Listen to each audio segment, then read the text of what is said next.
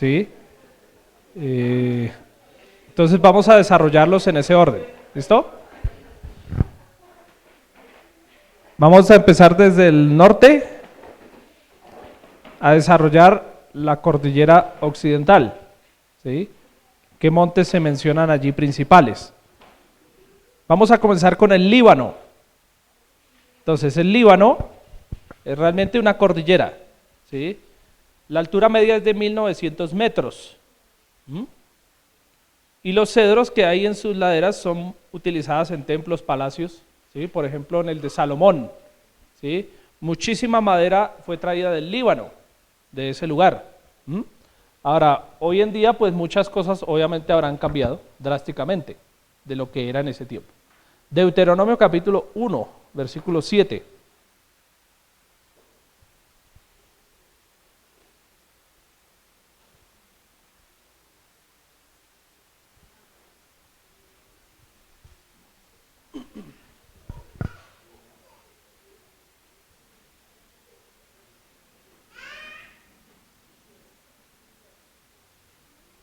¿Qué dice el versículo 7?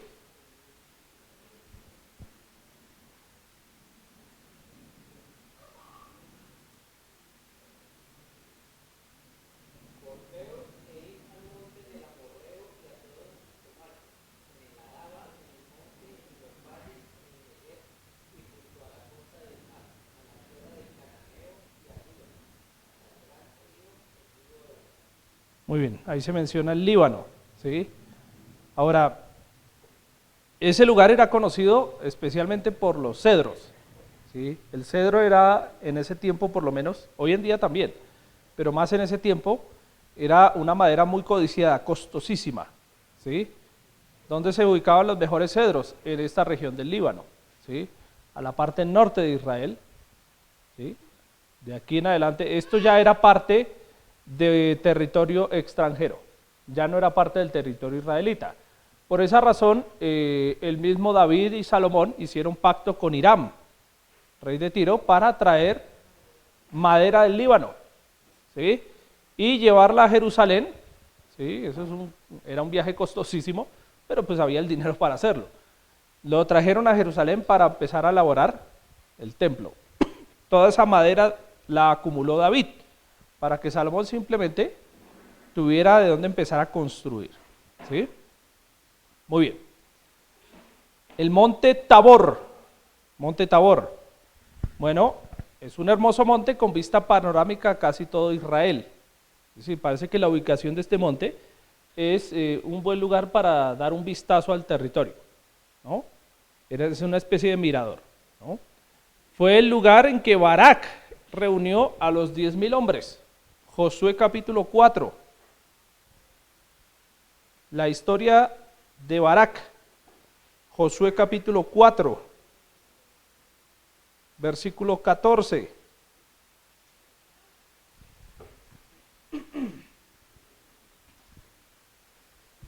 Josué 4:14. ¿Lo tienen?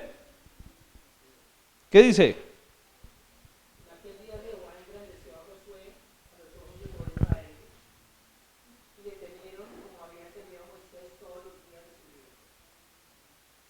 ¿Qué dice? No, es jueces. No, es que yo puse Josué, pero es un error, claramente. Jueces.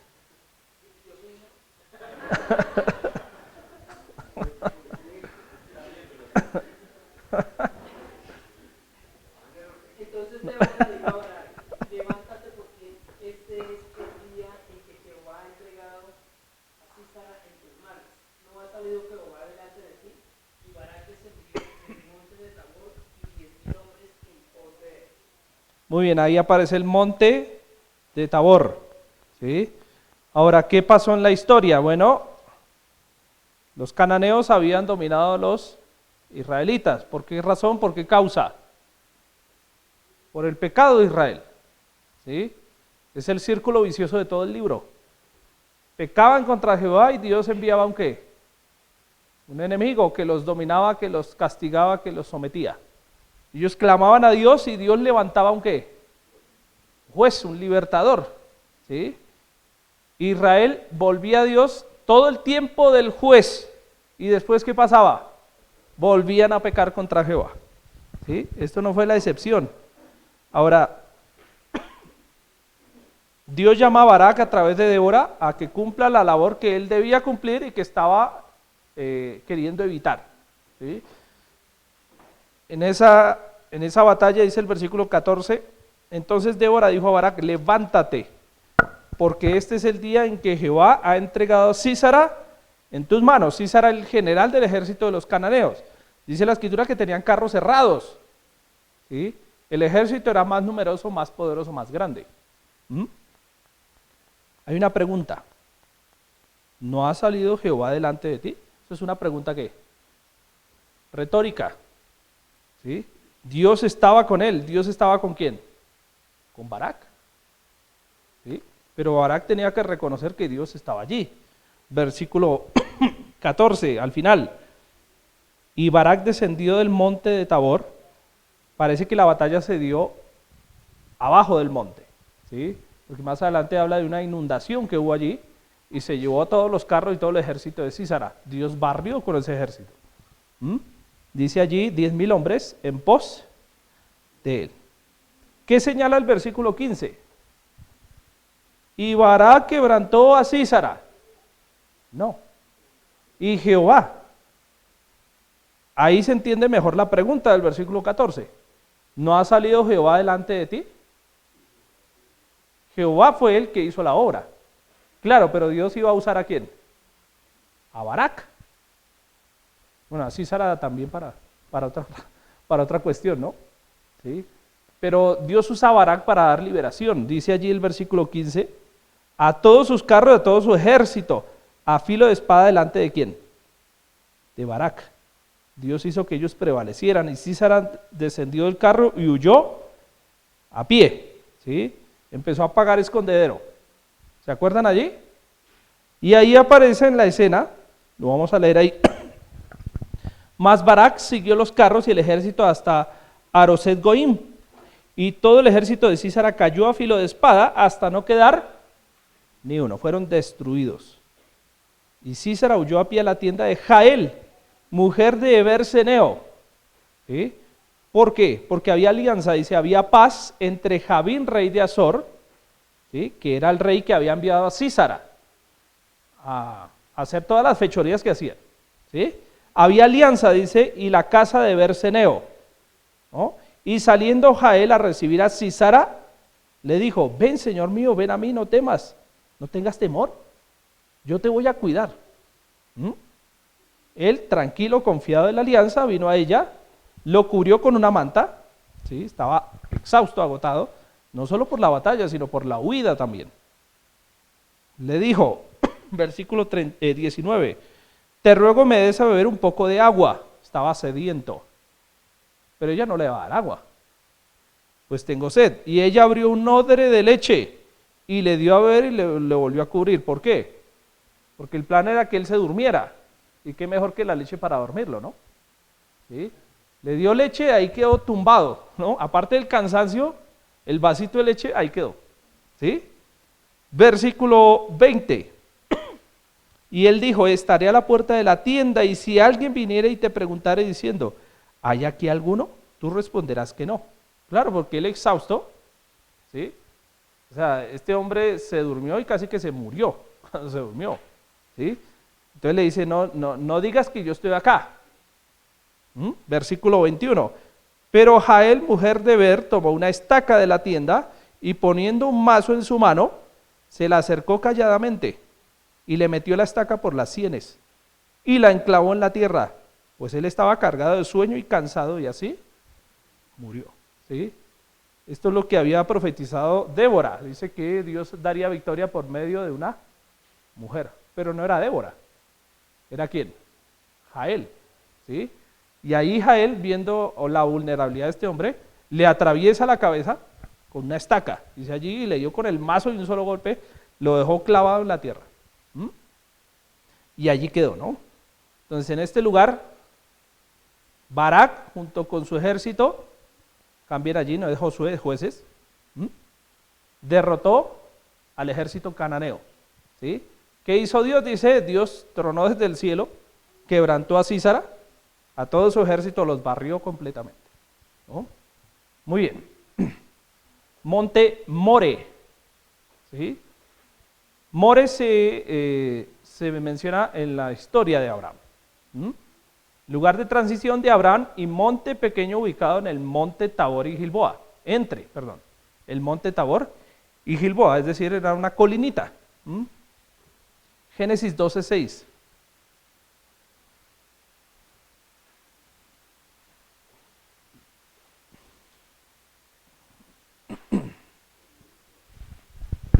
¿Lo tienen? Génesis capítulo 12, versículo 6. ¿Qué dice?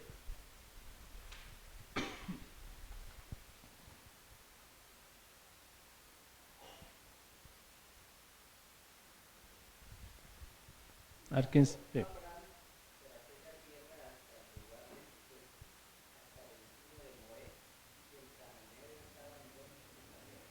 Muy bien. Entonces, Abraham en sus jornadas en medio de la tierra prometida, recuerden que esa tierra era prometida, pero no era de él. ¿Sí? Entonces él se movía de aquí para allá. Dice la escritura allí en el versículo que leímos, que pasó por este lugar, versículo 6. Dice, hasta el encino de More. Y el cananeo estaba entonces en la tierra. ¿Sí? Esta expresión habla de que el que escribe sabía de la conquista y de, digámoslo así, de que Israel como tal iba a tomar la tierra. ¿Sí? Por eso dice, en ese momento el cananeo estaba ¿qué? Sobre esa tierra, habitándola. Ya después Israel va a entrar y los va a sacar, por lo menos a la mayoría. Muy bien. Monte Gilboa. ¿Sí? Bueno, fue un lugar de intensas batallas entre Israel y los filisteos. Casi siempre se mencionan los filisteos. Fue el lugar donde murió Saúl y sus hijos. Primera de Samuel 31.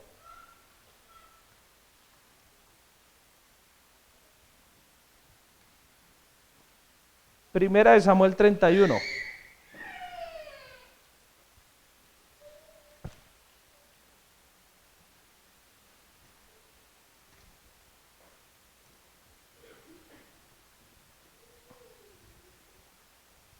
¿Lo tienen? Ahora, el contexto más cercano, versículo 1, dice, los filisteos pues pelearon contra Israel. ¿Y los de Israel qué? Huyeron delante de los filisteos. Cada vez que ustedes vean en la escritura que Israel huyó delante de sus enemigos, ¿qué entiende uno? Que estaban andando mal. ¿Sí? Israel perdió una batalla es porque Israel estaba apartado de Dios. ¿Sí? Eso era seguro. Y la mayoría del tiempo que Israel estuvo bajo el mando de Saúl, estuvo sin dirección alguna. Esto no va a ser la excepción. ¿Por qué? Porque este hecho va a ser profetizado por Samuel después de morir. Dice la escritura que Saúl fue a consultar por Samuel con una adivina, dice que estaba en Endor, ¿sí? Cosa que esa era abominación. ¿Sí? Él fue y la buscó allá, le dieron un contacto, allá hay una adivina. Porque Dios no le respondía, dice, ni por profetas, ni por Urim, ni por Tumim. Fue allá, dice, hazme traer ¿a quién? A Samuel. La divina no podía hacer eso, obviamente. Era una engañadora, una mentirosa como todos. ¿Sí? Cuando ellos están hablando, dice que Samuel aparece y ella se sorprende, se va para atrás. Y Samuel le declara allí a Jehová, a Saúl en nombre de Jehová, déjame decirte lo que va a acontecer a ti. ¿Sí? Y le habla de la guerra que iban a tener, ¿sí? Porque él consultó por el resultado de la guerra. Y en esa guerra, dice la escritura, tú vas a morir y tus hijos van a morir contigo, ¿sí? Entonces Saúl va a la batalla sabiendo que va a morir, igual va. Él sabía que iba a morir en ese lugar. Capítulo 31, el resultado de la batalla, versículo 1, cayeron muertos en el monte de Gilboa. Siempre que hablemos del monte de Gilboa, relacionamos esta historia. ¿Sí? Es una historia muy penosa, muy triste. Ver al rey de Israel, al ungido de Jehová, caer de esa manera. ¿Sí? Pero fue algo que fue cultivando. ¿Se dan cuenta? Poco a poco fue cultivando eso. Versículo 2. Y siguiendo los filisteos a Saúl y a sus hijos, mataron a Jonatán, a Abinadab y a Malquisúa, hijos de Saúl. ¿Se dan cuenta que las consecuencias de los pecados no es solamente personal, ¿sí?, sino que afecta a todo el entorno? Sus hijos pagaron por el pecado de su papá, ¿sí? Y ahí se menciona a Jonatán.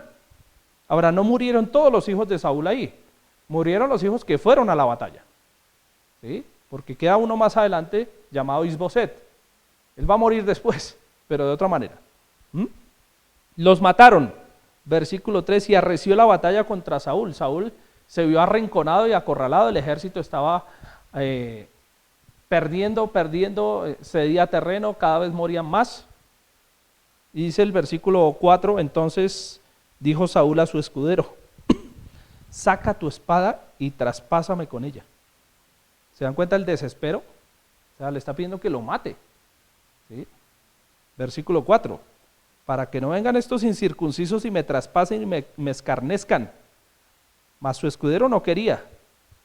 Imagínese matar al rey. Toda la vida sirviéndole por lo menos 40 años y ahora que mátame. Pues no lo iba a hacer. Versículo 4, porque tenía gran temor, ¿sí? Entonces tomó Saúl su propia espada y se echó sobre ella, ¿sí? Se suicidó. Qué triste situación, ¿no? Muy diferente a la de David, ¿no? Murió en buena vejez, ¿sí? Estaba preparado, ya se iba con el Señor, estaba seguro, estaba tranquilo, ¿sí? Pero Saúl muere quitándose la vida. Terrible.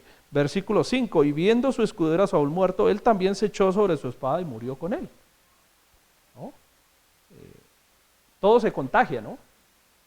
Si Saúl había perdido la cabeza y la dirección, pues de ahí para adelante todo el pueblo estaba sin dirección absoluta.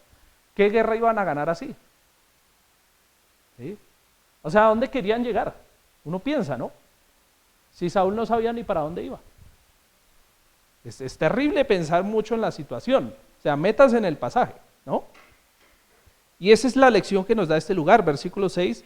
Así murió Saúl en aquel día, juntamente con sus 3 hijos y su escudero y todos sus varones, los valientes, ¿sí? Y los de Israel, que eran del otro lado del valle y del otro lado del Jordán, viendo que Israel había huido y que Saúl y sus hijos habían sido muertos, dejaron las ciudades y huyeron, y los filisteos vinieron y habitaron en ellas. Perdieron territorios en ese momento, ¿sí? Pero todo por el pecado ¿de quién? De un solo hombre. ¿Se dan cuenta? ¿Sí? Eso es lo que uno siempre tiene que pensar, ¿no? La afectación que puede traer mis malas decisiones sobre mi familia, sobre mis amigos, sobre mis hermanos, ¿no? Es terrible todo lo que pasó, ¿sí? Es muy triste, lo vamos a ver más adelante también. Versículo 8, aconteció al siguiente día que viniendo los filisteos a despojar a los muertos, hallaron a Saúl. ¡Ay, este es el rey! ¿Sí? Saúl ya estaba muerto, pero dice allí a sus 3 hijos tendidos en el monte de Gilboa. ¿Qué hacen? Le cortan la cabeza. Versículo 9. Lo despojaron de las armas. Ese era el botín de guerra. ¿Matamos a quién? Al rey de Israel, ¿sí? La honra del trono, la honra de la nación, humanamente hablando, era el rey. Y estar muerto allí y saber que se quitó la vida, ¿no? Y entonces dice que le cortan la cabeza, le quitan las armas, eso es un botín de guerra, y enviaron mensajeros por toda Filistea, ¿sí? Matamos al rey de Israel, nuestros dioses han ¿qué? Han vencido. Ese es el mensaje, ¿o no? Nuestros dioses vencieron al Dios de Israel. Versículo 11. ¿Aparecen quiénes? Los de Jabes de Galaad. No siempre ellos tuvieron buena reputación, hay otra situación donde ellos fallaron, pero aquí ellos se reivindican, ¿sí? Los de Jabes de Galaad, dice allí, supieron de lo que habían hecho a Saúl. Dice, versículo 12, todos los hombres valientes se levantaron y anduvieron toda aquella noche. Yo no sé cuántas horas caminaron en la noche.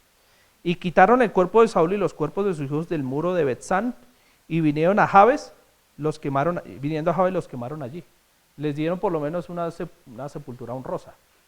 ¿Sí? El cuerpo de Saúl terminó en una pared. O sea, todo el mundo pasaba y veía el cadáver de Saúl ahí, la cabeza y todo desmembrado. ¿Sí? Terrible, terrible. ¿Sí? Todo esto aconteció en el monte de Gilboa, ¿cierto? Siempre que pienso en eso hablo de esa historia, ¿no? Trágica, ¿sí? Una historia oscura, ¿no? Muy triste, porque lejos uno de alegrarse de una situación de estas, ¿no? ¿Sí? Donde el rey de Israel se supone que debía prevalecer, ¿no? Y el nombre de Dios debía ser exaltado. No lo fue. ¿Sí? Muy bien. Monte Carmelo. Bueno, el Monte Carmelo fue el lugar donde se dio a cabo el enfrentamiento entre Elías, los sacerdotes de Baal y de qué? Y de Acera. Primera de Reyes 18. Creo que es 18.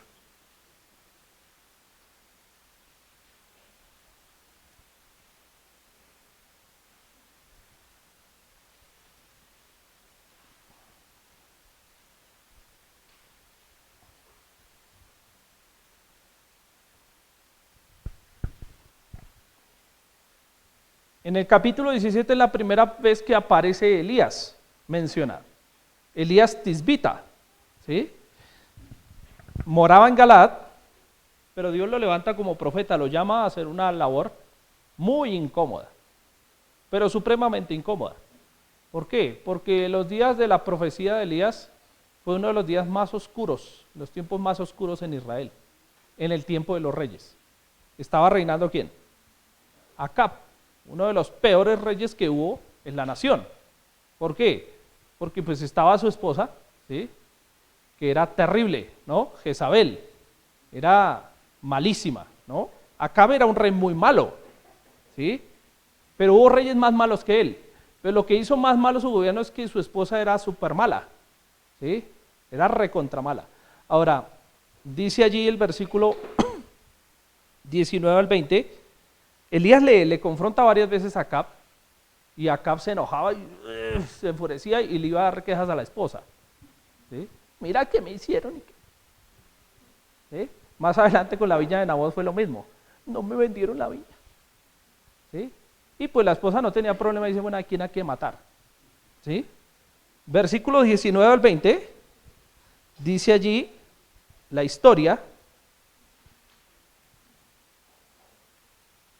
Bueno, del 17, no quiero cortar tanto la historia porque es importante relacionar todo. Versículo 17, cuando Acab vino a Elías, le dijo, ¿eres tú el que turbas a Israel? Qué descarado, ¿no? O sea, Acab le dice a Elías, ¿tú eres el culpable de todo esto que estamos viviendo? ¿De esta sequía? ¿Sí? Lejos de ver sus propios pecados, ¿no? Versículo 18, y él respondió, yo no he turbado a Israel, sino tú y la casa de tu padre. Tú eres el culpable de lo que estamos viviendo, ¿sí? Dejando los mandamientos de Jehová y siguiendo a los Baales, ¿sí? Y todavía tiene la caradurez de ir y echarle la culpa, ¿no? 19, envía pues ahora y congrégame a todo Israel en el monte Carmelo. ¿Se da cuenta? Acab era malo, ¿sí? Pero era un títere. Era tan así que Elías lo regañaba y le daba órdenes, y él le hacía caso. No tenía ninguna convicción, ninguna. Y dice, bueno, yo voy entonces. Y los 450 profetas de Baal los congregó, le hicieron caso, dice, y los 400 profetas de Acera. ¿Cuántos habían? 850, sinvergüenzas. ¿Se dan cuenta? 850 paganos de lo peor rigiendo a la nación. O sea, estaba muy mal, pero re mal. Dice allí que comen de la mesa de Jezabel. ¿Sí? Ustedes son los que tienen comunión allá, ustedes son de ese grupo. Bueno, llévamelos al monte Carmelo. Versículo 20. Entonces Acab convocó a todos los hijos de Israel y reunió a los profetas en el monte Carmelo. ¿Sí? Ahora, esto lo vamos a estudiar los domingos, muy interesante, pero el tema de Acab es un tema con muchísimas lecciones, aparte de otras historias que él tuvo. Lo que afecta a que un hombre no tenga carácter y lo que afecta a que un hombre no esté bien acompañado. ¿Sí? Porque esta mujer hace unas cosas terribles. ¿Sí? Es más, el texto que leímos en el versículo 19 dice, ellos comen de la mesa ¿de quién? De Jezabel, no dice la mesa de Acab. Pero Acab lo permitía todo. Acab simplemente se dejaba llevar y bueno, hagámosle. Y entonces dice allí, los reunió en el monte Carmelo. ¿Sí? La historia, versículo 21 dice, acercándose Elías a todo el pueblo dijo, ¿hasta cuándo claudicaréis vosotros entre dos pensamientos, una mente y un corazón dividido? ¿Sí? Así estaba la nación, conocían la ley, pero terminaban sirviendo ¿a quién? A los dioses. Eso es lo que le pasó a Israel, lo que reseña, por ejemplo, lo pueden leer después, Segunda de Reyes 17, cuando son llevados en cautiverio la tribu del norte. Dice, ¿por qué? Y ahí empieza a explicar. Porque servían, dice, a Jehová y adoraban a los dioses. ¿Sí? Y habla de los nuevos habitantes en esa región que siguieron haciendo lo mismo. Y dice, y hasta hoy hacen como antes, ni temen a Dios, ni guardan ¿qué? Sus mandamientos. Entonces, estar a medias tintas es estar del lado del mundo, ¿sí o no? ¿Sí? Para Dios no existe medias tintas. Si uno no sirve a Dios de corazón, no le está sirviendo a otras cosas. ¿Sí? Y esa es la lección allí, ¿no? ¿Hasta cuándo claudicaréis entre dos pensamientos? Si Jehová es Dios, seguidle. O sea, si ustedes tienen claro que Dios, Jehová nuestro Dios es el verdadero Dios, ustedes tienen que seguirlo. Entonces, ¿por qué están aquí permitiendo todo esto? ¿Sí? Dice, y si Baal, a ver, por lo menos los profetas de Baal y Acera creían que Baal era Dios. ¿Sí? Ellos seguían a esos paganos. Pero el problema más grande aquí radicaba en que los propios israelitas no se decidían por seguir ¿a quién? A Dios. Entonces Baal tenía la fuerza en la nación. De un corazón dividido.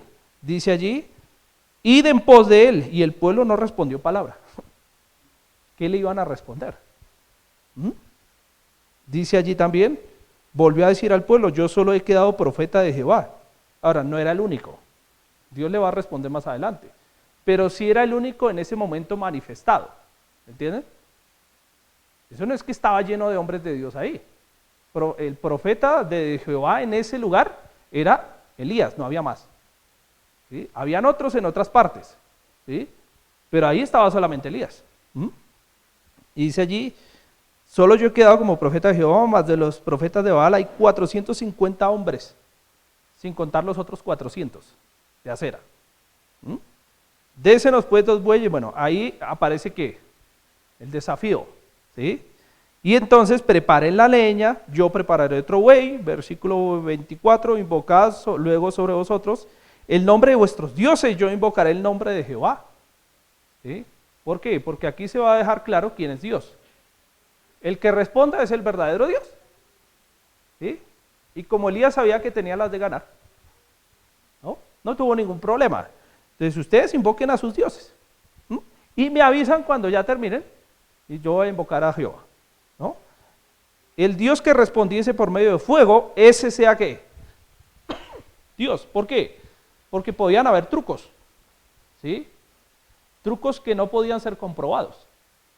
Pero ¿cómo se puede anular un milagro divino? Que venga fuego desde el cielo y todo el mundo lo vea. ¿Sí? Bueno, Dios lo iba a hacer. Y entonces dice allí, entonces Elías dijo a los profetas de Baal, escogeos un buey, prepararlo, versículo 25, pues que sois los más, e invocad el nombre de vuestros dioses, mas no pongáis fuego debajo, obviamente. Tiene que ser un acto milagroso, y si el Dios de ustedes es verdadero, pues no va a tener ningún problema. ¿Sí? ¿Qué pasó? Bueno, Baal responde en el versículo 26. Gritaron y clamaron, ¿sí? No hubo quien que respondiese. Ellos saltaban cerca del altar que habían hecho, ¿no? Ya parecían indios, ¿sí? Saltando alrededor del altar. No pasaba nada.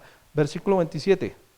Al mediodía, ¿cuántas horas pasaron? No se sabe exactamente, pero pasaban bastantes horas. Llegó al mediodía, la hora del almuerzo, gritad en alta voz, porque Dios quizás está meditando.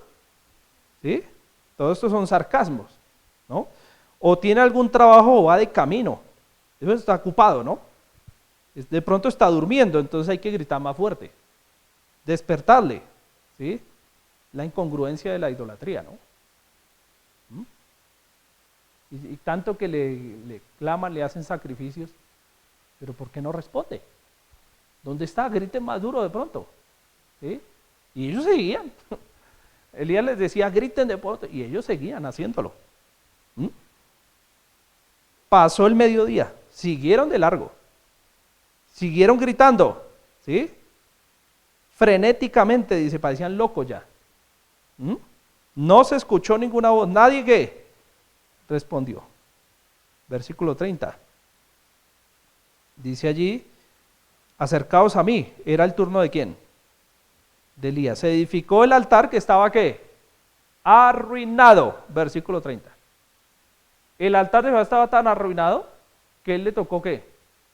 Volverlo a hacer. Fíjense cómo estaba la situación espiritual del pueblo. Ya ni reconocían dónde estaba el altar. ¿Mm? No había altar a Jehová, no había quien clamase a Jehová. Qué triste. ¿Mm? Y entonces, ¿qué pasó? Bueno, preparó todo, le echó agua. Más adelante le dice, hizo una zanja para echar el agua allí, para poner todo lo que se iba a quemar. Cortó el buey en pedazos. Versículo 34. Lo llenaron de agua. Otra vez, versículo 34. Y una tercera vez. Y dice que el agua corría alrededor del altar, estaba inundado de agua. ¿Sí? Trate de quemar un asado así, ¿no? Con todo mojado. Eso no prende nunca. ¿Sí? Ahora, también se ha llenado la zanja. Dice, a la hora de ofrecerse el holocausto, versículo 36, se acercó el profeta Elías y dijo, Dios de Abraham, de Isaac y de Israel, se hoy manifiesto que tú ¿qué? Eres Dios en Israel. Subrayen la palabra manifiesto. ¿Por qué? Porque la señal era básicamente eso. Manifestar visiblemente quién era qué. ¿Quién era Dios? ¿Sí? Obviamente estos dioses falsos, ¿qué tipo de manifestación podían dar si no tienen vida? Sea hoy manifiesto que tú eres Dios en Israel y que yo soy tu siervo. Y por eso me respondes, ¿cierto? Y que por mandato tuyo he hecho todas estas cosas. Respóndeme, Jehová, versículo 37. Respóndeme para que conozca este pueblo que tú, oh Jehová, eres ¿qué? El Dios. Todo esto ocurrió en el monte Carmelo. Que tú eres el Dios. Y no solo que tú eres el Dios, porque Dios no es un Dios impersonal. Dios no es un poderoso que está por allá lejos, que es un concepto en mi mente. No, Dios es un Dios personal, por eso Dios se revela. Dice allí, y que tú vuelves a ti el corazón de ellos. ¿Sí? Es decir, que tú quieres restaurarlos y que ellos vuelvan a buscarte a ti. Porque el pueblo estaba alejado de Dios. Tan alejado que ya no había ¿qué? Altar. Y ahí Elías, con este propósito, versículo 37, que ellos reconocieran que Él es el verdadero Dios y que Dios los que ¿qué? Los quería volver a Él. ¿Sí? Que regresaran a Él, que volvieran a tener comunión con Él. ¿Sí? Y Dios responde, cae fuego del cielo, ¿no? Y ahí lo que mencionamos la otra vez, los manda a aprender a todos ellos y los degollan, ¿sí? En el arroyo de Sison, ¿no? Gran victoria por mano de Elías en este relato. Muy bien, avancemos y vamos a mencionar este último. Montes Ebal y Gerizim. Montes Ebal y Gerizim. Dos montes separados por un pequeño valle. Y fue el lugar donde se renovó el pacto luego de comenzar la conquista en Canaán. Y el Gerizim simbolizaba la bendición de guardar la ley, el monte Ebal la maldición por no guardarla. ¿Por qué mencionamos así? Porque se dio como una orden a hacer esto antes de entrar a la tierra. Y cuando entraron, cumplieron esa orden que Moisés había dado. Deuteronomio capítulo 11, versículo 29.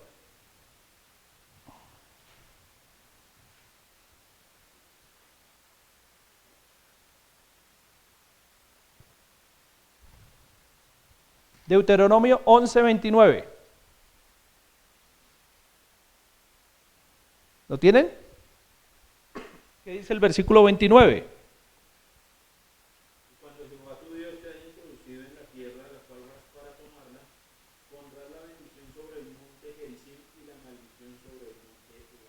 Muy bien. Esto viene por orden de Moisés. Moisés le va a encargar esta tarea ¿a quién? A Josué, que los iba a introducir en la tierra. ¿Sí? ¿Qué quería Dios? Bueno, versículo 29.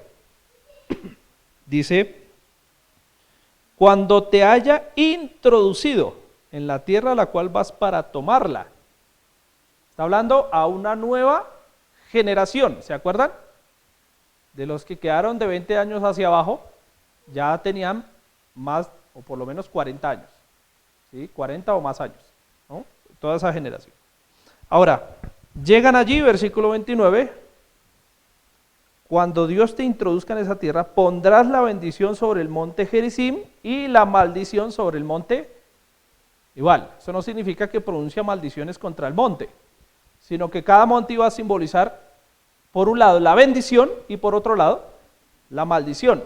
¿Por qué? Porque tanto la bendición como la maldición iban a provenir de Dios. ¿Sí? Respecto a la ley que ellos habían recibido y a las ordenanzas de entrar a la tierra y vivir en esa tierra como Dios lo había establecido. Conocemos como el pacto de la tierra.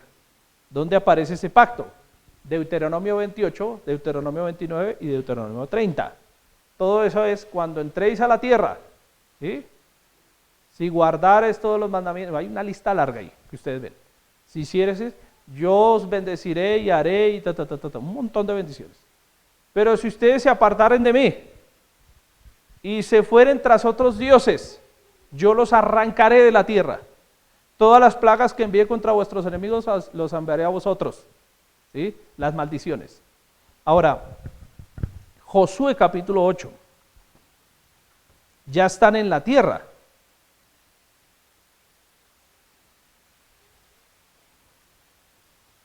Josué capítulo 8, versículo 33.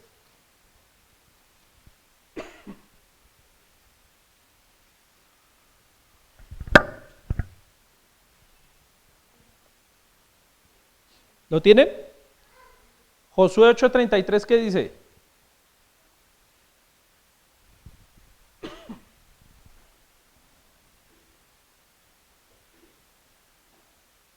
Todo Israel con sus ancianos, oficiales y jueces estaba de pie a uno y otro lado del arca en presencia de los sacerdotes levitas que llevaban el arca del pacto de Jehová, así los extranjeros como los naturales.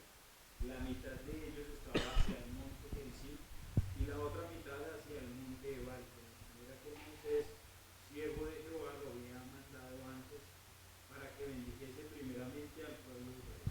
Muy bien. Entonces dividen el pueblo. Un grupo de las tribus en el Ebal y el otro en el Gerizim, conforme a la orden de Moisés. Versículo 33. Así lo había mandado, bendecir primeramente al pueblo de Israel. Primero se pronuncian las bendiciones sobre el monte Gerizim. Después vienen las maldiciones. ¿Sí? Versículo 34. Después de esto leyó todas las palabras de la ley, las bendiciones y las maldiciones, conforme a todo lo que está escrito en el libro de la ley. ¿Sí? Este concepto de maldición viene muy arraigado a la ley, ¿sí? Íntimamente relacionado. Versículo 35. No hubo palabra alguna de todo cuanto mandó Moisés, que Josué, ¿qué? No hiciese leer delante de toda la congregación de Israel. ¿Por qué? Porque tenían que ser testigos de lo que se estaban comprometiendo. Sí, muy chévere la tierra, muy bonito, lleno de abundancia, como Dios lo prometió, sí. ¿Y ahora qué? Pues ahora hay que hacer las cosas bien. Ahora hay que obedecer a Dios, porque sus padres no lo hicieron. ¿Sí? Ahora, ¿qué van a hacer ustedes? Ese es el compromiso que se les plantea allí, porque la conquista no ha terminado. Ustedes leen más adelante, hay un montón de batallas después. ¿Sí? Pero ellos tuvieron ese momento, justo en ese lugar donde habían, como mandamiento se había dicho que debía hacerse, se aprovechó ese espacio para de una vez decirles, aquí son las bendiciones. Recuerden, bendiciones por obedecer. Obediencia, bendición. Desobediencia, maldición. ¿Sí? O sea, todo esto viene referenciado con la ley, ¿no? Obviamente en nuestro tiempo, en nuestros días, no se habla de maldiciones sobre el creyente. ¿Sí? En Cristo no hay maldiciones, ¿entienden? pero sí hay castigo, hay consecuencia por ser desobediente. ¿Mm? Ahora, bueno, vamos a dejar aquí. La próxima vamos a ver el monte Sión y el monte Moriah. ¿Por qué? Porque van juntos. ¿Sí? Y vamos a ver dónde queda ubicado. Muy bien. Vamos a terminar en oración y